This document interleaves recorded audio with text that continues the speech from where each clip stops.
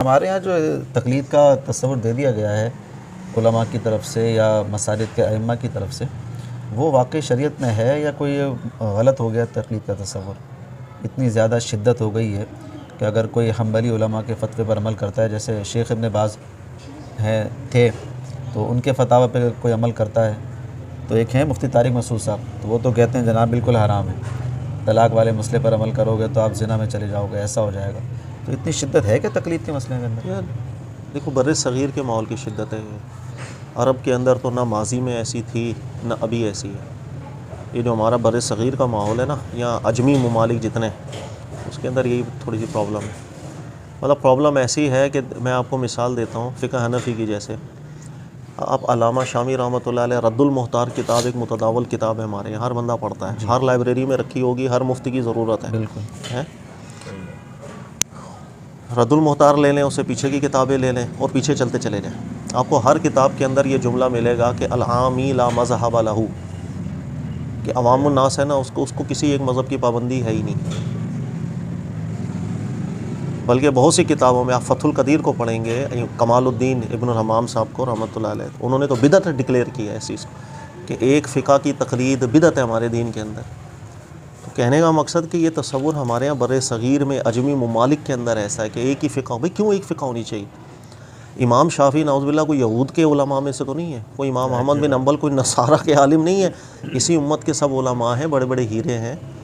एक आलिम की नज़र ऐसी होनी चाहिए कि वो तमाम अक़वाल को देखे, उनके दलाइल पे गौर व फ़िक्र करे, इस्तिदलाल को कमा हक़्क़ुहु जांचे, फिर जो बात सबसे ज़्यादा मजबूत नज़र आ रही है कुरान सुन्नत के मुताबिक उस पर अमल करे।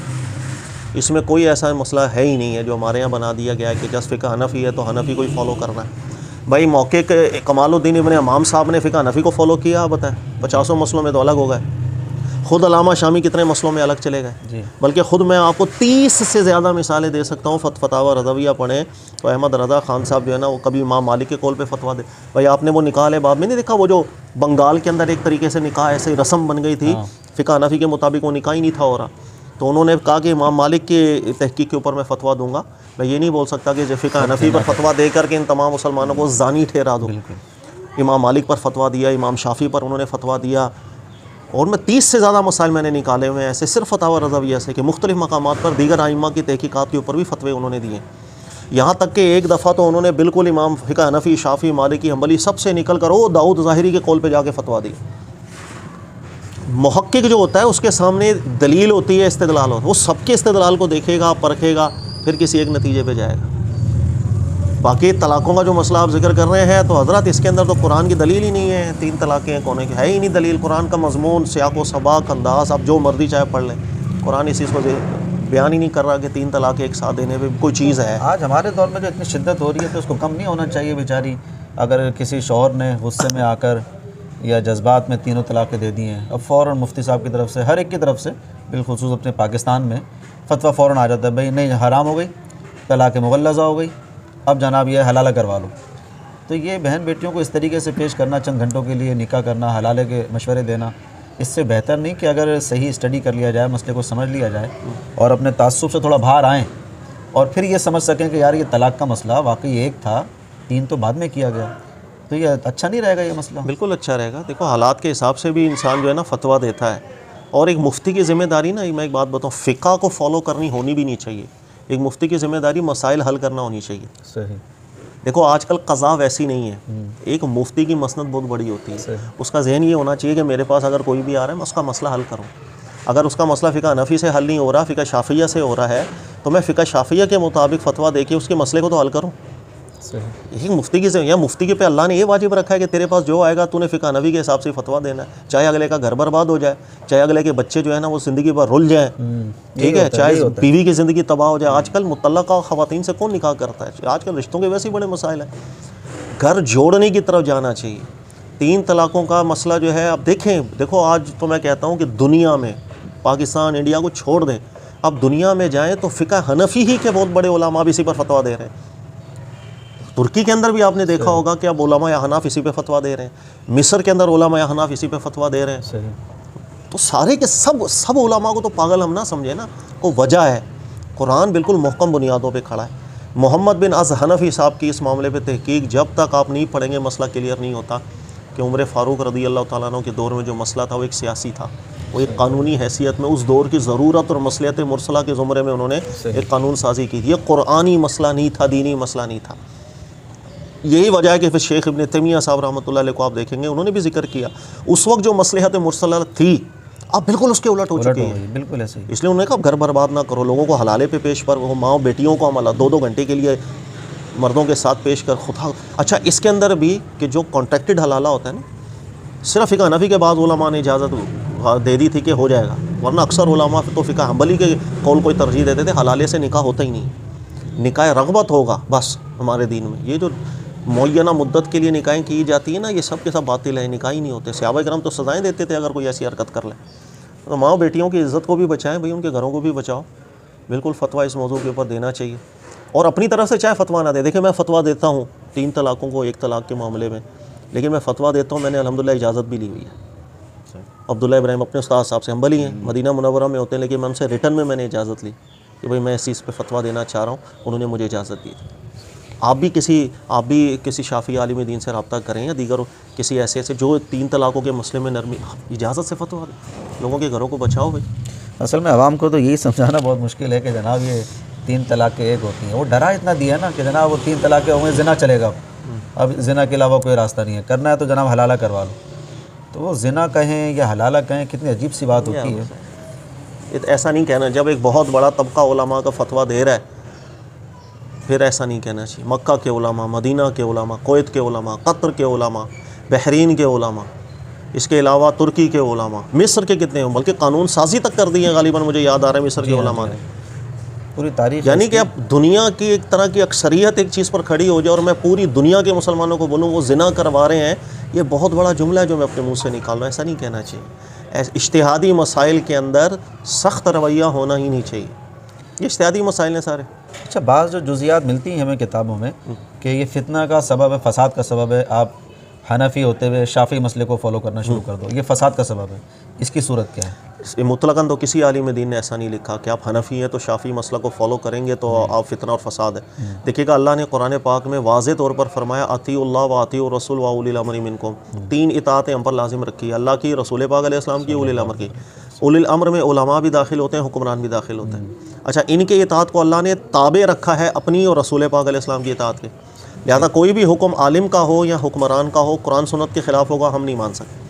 अच्छा, फिर अल्लाह ने दूसरी जगह फरमा दिया वमन युति रसूला फ़क़द अता अल्लाह, जो रसूल की इताअत करता है असल में अल्लाह की इताअत करता है। तो ये मुड़ मुड़ा के एक ही इताअत तो हम पर जो लाजिम है अल्लाह की इताअत है। रसूल सल्लल्लाहु अलैहि वसल्लम अल्लाह की चूँकि पैगाम हम तक पहुँचाते हैं तो वो एक इनडायरेक्टली हम अल्लाह रब्बुल इज़्ज़त की ही बात मान रहे हैं, हम पर सिर्फ ये इताअत लाजिम है, अल्लाह की इताअत हम पर लाजिम है। अच्छा, अल्लाह रब्बुल इज़्ज़त ने कुरान पाक के अंदर इस चीज़ को बहुत वाज़े तौर पर ज़िक्र किया और यहूद व नसारा के माजी के अहले किताब के बहुत से रवैयों को भी ज़िक्र किया। उनमें से एक रवैया ये था युहिल्लूनहु आमा व युहर्रिमूनहु आमा, कि वो अपने नफ्स की खातिर किसी चीज़ को हलाल ठहराएंगे फिर 1 साल हराम ठहरा लेंगे, जहाँ फ़ायदा नज़र आ रहा होता हलाल का फ़तवा, जहाँ नुकसान नज़र आ रहा होता हराम का फ़तवा। इस चीज़ को हमारे उलमा ने मना किया हमेशा से कि इज्तिहादी मसाइल भी जो उलमा के होते हैं इसके अंदर एक मसले को छोड़ के किसी दूसरे मसले पे इसलिए चले जाना कि भाई मुझे वहाँ पर ज़ाती फ़ायदा हो रहा है, मेरा कारोबार यार वहाँ ये तो सूद कह रहा है, दूसरा कह रहा है यार ये सूद नहीं, अरे मज़े आ जाएंगे। वो दलील नहीं देख रहा, वो ये नहीं देख रहा कि मुझे अल्लाह की इताअत कहाँ मिल रही है, दलील में वज़नी कौल कौन सा है, नफ्स की खातिर छलांगे मार रहा है, ये चीज़ काबिल मज़म्मत है। वरना आप दलील की बुनियाद पर जब किसी कौल को इख्तियार करते हैं तो भाई इताअत के अंदर दाखिल है, भाई आपको ये बात ही ठीक नहीं लग रही कुरान सुन्नत के मुताबिक, आप क्यों फॉलो करेंगे सिर्फ इसलिए कि पीछे एक बड़ा आलिम है? फिर तो आलिम को ही खुदा और नबी बना दिया ना आपने। तो दलील की बुनियाद पर तो आप किसी भी आलिम दीन को देखो, एक तारीख़ है फ़िक़्ह हनफ़ी के अंदर, एक तारीख़ अल्लामा सुरूजी हनफ़ी मुतक़द्दिमीन में है, अल्लामा मोहम्मद बिन अज़ हनफ़ी माजी के माशाअल्लाह उलमा में से, इसके अलावा फ़थुल क़दीर कमालुद्दीन इब्न इमाम साहब बड़े आलिम दीन गुज़रे हैं। इसके अलावा भी मुहक्किकीन की पूरी फहरिस्त आप उठा के देख लें, कौन एक आलिम मुझे दिखाएं कि जिसने दलील के बुनियाद पर दीगर अक़वाल के ऊपर फतवा नहीं दिया या बोला नहीं कि ये मसला ठीक है, ये मसला गलत है। इसी तरह शाफ़ी उलमा में देख लें, इसी तरह मालिकी उलमा में देख लें। तो दलील की बुनियाद पर नहीं। पहले ये तस्वुर था अगर शाफ़ी उलमा है तो वो सबको पढ़ा करते थे बिला इम्तियाज़, ये नहीं कि जनाब अगर मैं शाफ़ी हूँ तो सिर्फ शाफ़ी किताबें पढ़ूंगा, हनफ़ी हूँ तो सिर्फ अहनाफ की किताबें पढ़ूंगा। जैसे आज हमारे यहाँ यही माहौल है कि अगर हमारा तालिब इल्म वो पढ़ता भी है तो सिर्फ अहनाफ की किताबें ही पढ़ता है, उसको ज़रूरत ही नहीं होती या जहन ही नहीं मिलता उस बेचारे को कि जनाब मैं कोई शाफ़ी किताबें पढ़ूँ, हम्बली किताबें पढ़ूँ, मैं देखूँ उसके अंदर क्या इस्तेदलाल दिया हुआ है इस मसले का, हमारे यहाँ क्या इस्तेदलाल है, चारों को जमा करके फिर देखें जनाब मजबूत कौल कौन सा लग रहा है। मुमकिन है पहले इस्तेदलाल दुरुस्त ना हुआ हो, मुमकिन है कोई और वजह रह गई हो, या दूसरों की बात सही समझ में आ गई हो, ज़्यादा समझ में आ रही हो। तो ये यूँ भी हमारे तालिब इल्म को करना चाहिए, बिल्कुल करना चाहिए, बिल्कुल यूँ करेंगे तो शायद कोई एक सही नतीजे पे पहुँचेंगे, ऐसे ही होता रहा, वरना इस पर भी फ़िरका वारियत बन जाएगी। बिल्कुल फ़िरका बना हुआ फ़िरका वारियत क्यों नहीं भाई। आप हैरानी वाली बात मैं आपको बताऊँ, आप हनफी हैं, एक इमाम शाफ़ी मज़हब का आ गया। हमारे यहाँ नॉर्मली कहा जाता है कि हम भाई भाई हैं, पीछे नमाज़ें पढ़ लेंगे, कोई मसला नहीं है। ऐसे ही है सर, गलत बात है।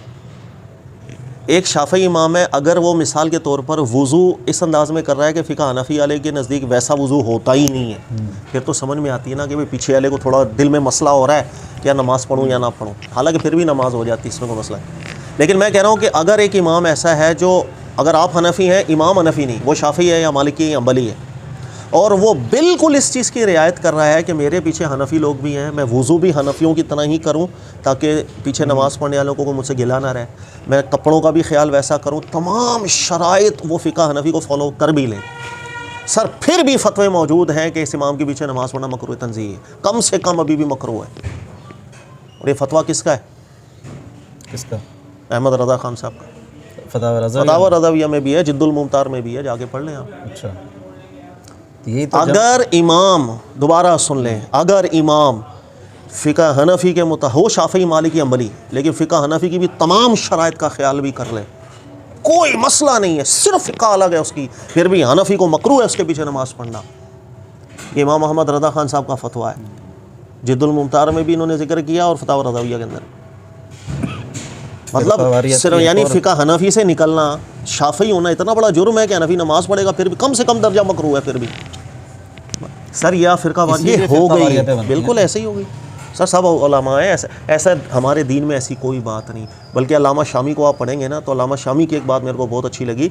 उस वक्त हरम के अंदर आपको पता ना अलग अलग नमाज़ें होती थी, ये हाँ पहले मतलब हनफी की हो गई, फिर शाफ़ी की हो, तो कई लोग ऐसे होते थे तो चले जाते थे, होते हनफी थे, पीछे अगर शाफ़ी की जमात चल रही है वो नमाज़ नहीं पढ़ते थे, वो बैठ जाते थे। फिर जब शाफ़ी हनफी इमाम आता था तो हनफियों के साथ नमाज़ पढ़ते। तो मुझे याद आ रहा है अल्लामा शामी ने गालिबन रहमतुल्लाह अलैह जिक्र किया, और उन्होंने जिक्र किया नहायत किस्म की गलत काम है जो लोग कर रहे हैं।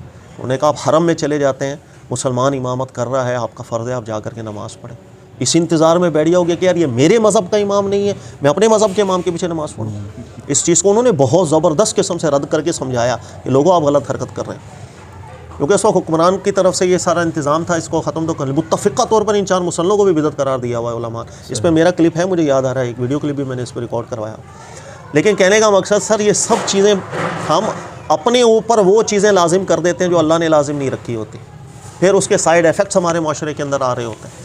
अब अगर कोई भी बंदा आके बोले ना कि यार शाफ़ी होना इतना बड़ा जुर्म है क्या ना, वो बिल्कुल ठीक भी वज़ू शराइत का ख्याल कर रहा हो फिर भी नमाज़ पढ़ना पीछे मकरूह, नहीं हम तो भाई भाई हैं सर, किताबों में तो यही लिखा हुआ है कि फिर भी नमाज मकरूह। अच्छा, हमारे यहाँ जो आज बहुत ज़्यादा शिद्दत इख्तियार करते हैं रफ़ुल यदैन ना करना, या जैसे ये फतवा है कि जनाब अगर हम्बली इमाम है तो आप उसके पीछे नमाज़ नहीं पढ़ सकते। एक मिसाल मैं बना रहा हूँ, अगर आज के दौर में हमारे अकाबिरीन में से, औलिया में से शेख अब्दुल कादिर जिलानी रहमतुल्लाह अलैह अभी सामने मौजूद होते और वो यहाँ पर इमामत करवा रहे होते, तो क्या हमें जायज़ था कि हम उनकी इक़्तिदा करते? नहीं, फतावा रज़ाविया के फतवे के मुताबिक कम से कम मकरूह तंज़ीह ही था कि हम शेख अब्दुल कादिर जिलानी के पीछे, मैं रियली मैं मजाक नहीं कर रहा, मैं झूठ नहीं बोल रहा, आपको लग रहा हो, मेरे पास रेफरेंस मौजूद है, अगर आप बोले मैं रेफरेंस दे सकता हूँ कि अगर कोई शाफ़ी हम्बली या मालिकी इमाम फ़िका हनफी के मुताबिक भी शराइत के ऊपर जा कर के भी पाकी तहारत नमाज और सब चीज़ों की नमाज फिर भी कम से कम मकरूह तंज़ीह है नमाज़ पढ़ना, फिर भी मकरूह। तो सर इसका वाकई मतलब आपने बहुत अच्छा नतीजा निकाला वैसे, कि अगर आज के दौर में शेख अब्दुल कादिर जिलानी ज़िंदा होते रहमत, क्योंकि वो हम्बली फॉलो करते थे, हालांकि ये बात भी गलत है। अच्छा, अगर वो आज नमाज़ पढ़ा रहे हों तो यकीन करें हमारा फतवा यही है कि हनफी आपके पीछे नमाज़ पढ़े तो मकरूह है। तो जितने हमारे बिल्कुल समझाने के लिए बात कर रहा हूँ, पाक व हिंद में जितने भी कादरी हैं, सिलसिला कादरिया से मुंसलिक हैं, तो वो उनके पीछे नमाज़ नहीं पढ़ते, नहीं सर पढ़ लेंगे, जाहिर क्या है बोलते कि ये जनाब- फतवा कोई कबूल ही नहीं करता, नहीं क्या बोलते कि ये जनाब फतवा कोई कबूल नहीं करता मुफ्ती साहब, मैं रियली बता रहा अच्छा। हूँ। यहाँ पर कोई बरेलवी यार, मैंने खुद 50 बरेलवी उलमा में जो मेरे दोस्त तैयारी है, मैंने उनके सामने सिर्फ जस्ट ये बात रखी, मैंने कहा इमाम शाफी है, तमाम शराइत का भी ख्याल कर ले, फिर भी नमाज मकरूह, कहते हैं ना ये बात गलत है। फिर मैं कहता हूँ ये बात फतवा रज़विया में है, कहता है शायद होगी लेकिन बात ठीक नहीं है। नहीं कोई भी नहीं मानता, गलत फतवा है यार, क्या ऐसी चीज़ें दीन ने मकरूह रखा है, खुदा के वास्ते को खौफ होना चाहिए ऐसे मसले बयान करते हुए अवाम के सामने, तो नफ़रत ही आएंगी ना, और क्या है, को मोहब्बत। फिर ये जो वैसे पॉइंट आपने बहुत अच्छा कहा यार, अगर आज के दौर में शेख अब्दुल कादिर जिलानी नमाज़ पढ़ा रहे हों, कोई भी पीछे हनफी नमाज नहीं पढ़े, मकरूह है कम से कम। ये ऐसे नहीं, उम्मत के अंदर ऐसी बातें नहीं करनी चाहिए।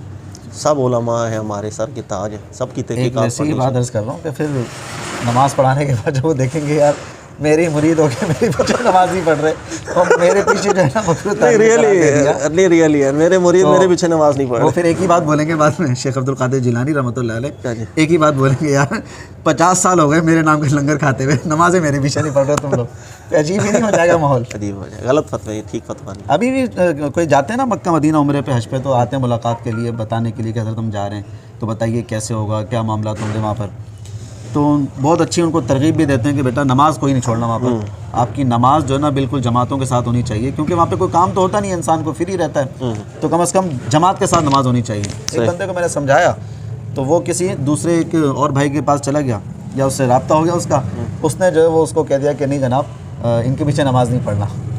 तो मैंने उसका जहन बनाया कि यार ये अल्लाह का घर है, ऐसा कैसे हो सकता है कि फ़िरका वारियत और काफिर इमाम वहाँ पर खड़ा हुआ हो, अल्लाह अपने घर की हिफाजत नहीं कर रहा, कैसे आप इतनी बड़ी बात कह सकते हैं। तो बात उसको समझ में आई, फिर मेरे समझाने के बाद वो फिर दोबारा वहाँ पर गया, तो उन्होंने कहा कि नहीं होगी आपकी नमाज़, क्योंकि हम हनफी मज़हब के हैं, वो हम्बली मज़हब के जो ये मक्का में इमामत करवा रहे हैं। सही, तो वो इसको इस तरीके से लेकर अच्छी, ये तो ज़बरदस्त पॉइंट, यही तो पॉइंट है मतलब सर ये इतना अजीब हो जाता सर, है ये बहुत कीमती पॉइंट है। ये मामला इतना अजीब हो जाता है कि जमातें छुड़वा रहे मक्का में मदीना में, इंसान फ्री रहता है वहाँ पर, बिल्कुल ये भी ना करे क्या यार, जुल्म है। और फिर हद होती है कि अगर वहाँ पर गए हैं तो जुम्मा भी तो बीच में आएगा ना, जी वो जुम्मा तो क्या जुम्मा भी नहीं पढ़ेंगे क्या आप? तो इतने जालिम हो गए, अल्लाह ताला बस रहमत फरमाए नाजिल कि बड़े मामला बड़े ख़तरनाक हो नहीं, गए। ठीक हो जाएगा। लोग जो है नहीं, लोग देखो जैसे जैसे इल्म में इजाफा होता है ना, लोग समझ जाते हैं। इंसान की ज़िंदगी में स्टेजेस आती हैं, कम इल्मी की, फिर बढ़ता है, इर्तिका होता है ना एक इंसान का। तो एक हम खुद भी अगर गौर करें कि मैं अपने आप को देखूं कि सन 2002 में, 3 में, 4 में अगर मैं उस वक्त उम्रे पे जाता तो शायद मैं भी पीछे नमाज नहीं पढ़ता, क्योंकि मैंने यहाँ बातें इतनी सुनी हुई हैं, मैंने यहाँ पर मेरा दिमाग ऐसा बना होता कि मैं शायद जाता, मैं कहता नहीं भाई बड़ा ख़तरा है नमाज में। लेकिन इल्म जो है ना वो एक इर्तिकाई सफ़र का नाम होता है, आस्ता आस्ता आस्ता आस्ता आस्ता इंसान ऊपर जाता है। तो जैसे जैसे आप लोगों को समझाएंगे, लोगों को इल्म हासिल होता चला जाएगा, इंशाल्लाह राह मिलती चली जाएगी। ये जो भी आपने बातों बातों में बोला कि वो हम्बली मज़हब थे, ये गलत है।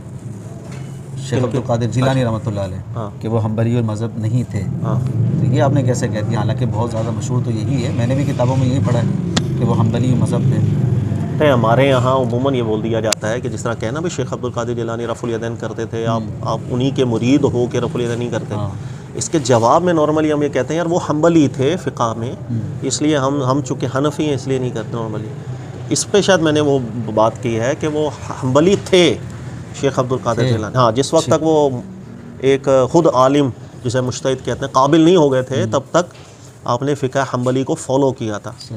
फिर अल्लाह ताला ने आपको वाकई इल्म का एक बहुत बड़ा मकाम दिया था, आप ख़ुद फिर अपना इज्तिहाद किया करते थे। सही। और शेख अब्दुल कादिर जिलानी रहमतुल्लाह अलैह ने जब अपने इज्तिहादात किए थे तो वो भी ज़्यादातर मुताबकत में गए थे फ़िक़ा हम्बली के। सही। इसलिए लोगों को लगता है कि शायद वो हम्बली थे। वो स्टूडेंट लाइफ के अंदर हम्बल फ़िक़ा को फॉलो करते रहे, फिर बहुत बड़े आलिम थे, फिर ख़ुद अपने इज्तिहादात करते थे और वो भी मुताबकत हम्बली के ही। आप इसका कैसे कंक्लूजन करेंगे कि ये मुसलमानों में इत्तेफाक और इत्तेहाद पैदा करने के लिए, अब जाहिर सी बात है इस तरह की चीज़ें जब सराहियत कर गई तो उनका किसी न किसी अंदाज में सद्दे बाब भी होना चाहिए, तो उसके लिए फरमाएं कुछ। लेकिन कराम का क्या रोल प्ले करें वो? हर इंसान का ना अपना एक मतलब कुछ उसूल है वो बना लेगा। मैंने चंद चीज़ें उसूल बनाई हैं अपनी। तबलीग का अंदाज़ ठीक होना चाहिए। अगर आपकी तबलीग का अंदाज़ ठीक नहीं है, इस्लाह नहीं होगी, बिगाड़ होगा। लिख के ले लें एक सफ़े। नफ़रत और फैलेगी, दुश्मनी और फैलेगी, गालम गलोच और हो जाएगी। तबलीग का अंदाज़ ठीक नहीं है। मैं इस पर बहुत फोकस करता हूँ कि तबलीग का अंदाज़ ठीक। तो मतलब तबलीग के अंदाज़ से क्या मुराद है? देखिए हमारे यहाँ, मैं एक दिल की बात आपको कर दूँ और मैं अक्सर करता हूँ, मैं झूठ नहीं बोल रहा, हमारे यहाँ जितनी भी फ़िक्र जिसकी दावतें हो रही हैं ना, फ़िक्र रज़ा बरेलवी, फ़िक्र देवबंदी, फ़िक्र अहले हदीस, फ़िक्र फ़राही, कोई भी फ़िक्र ले लो सर, दीन का कोई काम नहीं कर रहा। दीन का काम पता है कौन कर रहा है? दीन का काम कर रहा है कैसर अहमद राजा, दीन का काम कर रहा है साहिल अदीम। वो शायद प्रोफेशनली हम उनसे बोले मुल्ला भी नहीं है, इसलिए कि आप लाख सुन ले कैसर अहमद राजा को, लाख सुन ले साहिल अदीम को, आपके दिल में आप कभी भी ये नहीं सोचोगे यार फ़िरका वारियत, ये आलिम बुरा, वो आलिम बुरा, इससे नफ़रत करो, उससे। वो एज़ अ इस्लाम और बामुकाबला गैर मुस्लिम वो इसको डील कर रहे होते हैं बस। इसके मुकाबले में मुझ समेत, मैं कोई अपने आप को निकाल नहीं रहा हूँ, मुझ समेत आप ले लो, देवबंदी ले लो, बरेलवी ले लो, वाबी ले लो, फ़िक्र फ़राही ले लो, जो मर्ज़ी दुनिया में फ़िक्र ले लो आप, सर उसका पता है क्या काम है? गैर मुस्लिमों के साथ तो कोई ताल्लुक़ ही नहीं है, सारा का सारा काम है मुसलमानों में तशवीश पैदा करते रहना। बरेली भी इस अंदाज़ के अंदर तबलीग करेगा कि मैं ठीक बाकी गलत, देवबंदी इस अंदाज़ में करेगा मैं ठीक बाकी गलत, आपस में मुसलमानों की। अहले हदीस तबलीग करेगा मैं ठीक बाकी गलत, और दीगर जो अफकार हैं वो भी यही तबलीग इसी पैटर्न के ऊपर चल गए, मैं ठीक बाकी सब गलत। सर मसला ये कि हमारी तबलीग मैं आपको एक बात बताऊँ, मैंने स्टूडेंट्स हैं, ये मुफ्ती साहब इस बात को जानते हैं, काफ़ी अरसे से मेरे पीछे पड़े हुए कि यार वो वीडियोस बनानी है, चैनल पे डालेंगे। मैं मना करता रहता है, मैं कहा नहीं यार मुश्किल है, मैं नहीं करूँगा, बस जो अपना थोड़ा बहुत पढ़ा रहा हूँ। बच्चों ने जिस वक्त ज़्यादा ज़िद की, ये गवाह हैं कि उस वक्त हमने कम से कम 4 से 5 महीने जस्ट हमने मुशावरत की थी, बार बार यार किस अंदाज़ के अंदर काम किया जाए, मुझे इस तरह काम नहीं करना है। फिर मैंने अपने उस्तादों से मशवरा लिया, ज़ाहिम साहब से, मदीना मुनव्वरा, उनको पाकिस्तान का माहौल पूरा बताया कि यार ऐसा यहाँ का माहौल है, मैं क्या करूँ। उन्होंने मुझे पता क्या मशवरा दिया, उन्होंने कहा बेटा आप जब काम शुरू करो तो इस अंदाज़ में काम शुरू करो कि आपके सामने जब भी कोई मौक़िफ़ आए, आप एक मौक़िफ़ नहीं बयान करो, आपके सामने अगर एक मौक़िफ़ है उसमें उलमा के 2 है नज़र, आप दोनों के दलाइल सामने रखो, दोनों के इस्तिदलालात सामने रखो, लोगों को बता, हाँ अपनी तरजीह चाहे बता दो, मुझे ये अच्छा लग रहा है, किसी और को दूसरा कौल भी ज़्यादा अच्छा लग सकता है। मैंने उनसे सवाल भी किया था, मैंने कहा हज़रत ये ऐसा क्यों, हालांकि वो हमें पढ़ाते भी इसी अंदाज़ में थे, तो मैं कहा ये इस रवैये की आप क्यों बात कर रहे हैं, ऐसा क्यों? उन्होंने कहा आपने जो पाकिस्तान का माहौल मुझे बताया ना, इस माहौल के अंदर सारा मसला ही ये है कि जितने भी फ़िरक़े हैं ना, हर बंदा अपना नुक्ता नज़र ठीक करके बयान कर रहा है, दूसरे नुक्ते नज़र को लगता है वो पागल है, बेवकूफ़ है, उसके बाद टके का इल्म नहीं, जाहिल है लोग। बरेलवी ने ऐसा मसला बयान करना है, मैं ठीक बाहिर जाहिल इंसान है दुनिया जान के, देवबंदी ने ऐसा करना है, अहले हदीस ने ऐसा करना है, आजकल की नई अफकार है, सब ने ऐसा करना है। ये उनके कहने के ऊपर मैं फिर इस तरीके पे चला था। मैंने कहा बिल्कुल सादा, मैं बात समझ में आ गई मेरे को। जब कभी कोई मौक़िफ़ बयान करे, ईमानदारी के साथ दोनों रुख उसके रखें सामने, एक्चुअली इस्तिदलालात बयान करें, इससे लोगों में नरमी पैदा होती है। लोग ये मानने पर मजबूर हो जाएंगे कि इस उम्मत को उलमा अल्लाह ने लावारिस नहीं रखा, ऐसे ऐसे उलमा हर आलिम कुरान सुन्नत में गौर फ़िक्र करके नतीजा निकालता है। तो ये सब बातें मैं इसलिए कर रहा हूँ कि हमारी तबलीग का अंदाज़ ठीक नहीं है, वो ठीक होगा, हमारे यहाँ माहौल ठीक होता चला जाएगा इंशाअल्लाह। 2 नाम लिए, कैसर राजा और साहिल अदीम का आपने नाम जी। चलें, कैसर राजा साहब, उनको तो आप सुनते हैं, देखते हैं सोशल मीडिया पर, तो एक अंदाज़ा होता है कि हम बादक शख्सियत है और उलमा कराम के भी अदब करते हैं। लेकिन साहिल अदीम साहब, वो अमूमन उनकी वर्डिंग जो है वो मुल्ला कभी नहीं बताएगा, इस तरह की काउंटिंग करके, और फिर बात को, आपकी बात बड़ी इंपॉर्टेंट है कि तबलीग का तरीक़ाकार जो है वो भी एक अच्छा और मुनासिब होना चाहिए। देखें जी, दुनिया में कोई भी इंसान है, अगर आप अक्सर मुझे सुनते हो, वीडियोस वगैरह भी मेरी देखते हो ना, तो मैं एक चीज़ अक्सर बयान कर रहा होता हूँ, दुनिया में कोई भी इंसान ख़ताओं से पाक नहीं है, ठीक और गलत का मिक्सचर होता है, बिल्कुल, मुझ समेत। साहिल अदीम साहब हैं, आप 10 ऐब क्या, मैं 20 ऐब आपके सामने बयान कर देता हूँ। कैसर अहमद राजा साहब 30 ऐब मैं आपके सामने बयान कर देता हूँ। गलतियाँ तो हर एक में होंगी ना। मैंने एक ओवरऑल आपको एक मैंने बात की है, वो नौजवान तबकों से ख़िताब कर रहा होता है साहिल अदीम, और जब नौजवान तबकों को ख़िताब कर रहा होता है ना, वो बताता है ये इस्लाम है, ये इस्लाम के मुखालिफ नज़रियात हैं। कैसर अहमद राजा वो जिससे भी बात कर रहा होता है ना, आप यकीन करें, मैं अब दिल की एक बात बताऊँ, मुझे ज़िंदगी में अगर कभी मुलाकात हुई अहमद राजा से या साहिल अदीम से, मैं उसको पेशानी दोनों की चूमूँगा।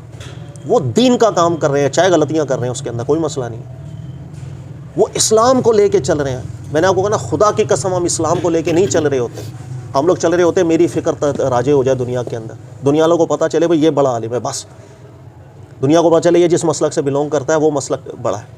मैं झूठ नहीं बोल रहा आपको, इसलिए हम लोग, आपने देखा होगा हमारी तबलीग के अंदर, जो हम मुसलमानों के अंदर, हम हर उस मसले को लोगों के अंदर बयान कर रहे होते हैं कि जिससे जो है ना हमारी तरफ आवा हो जाए।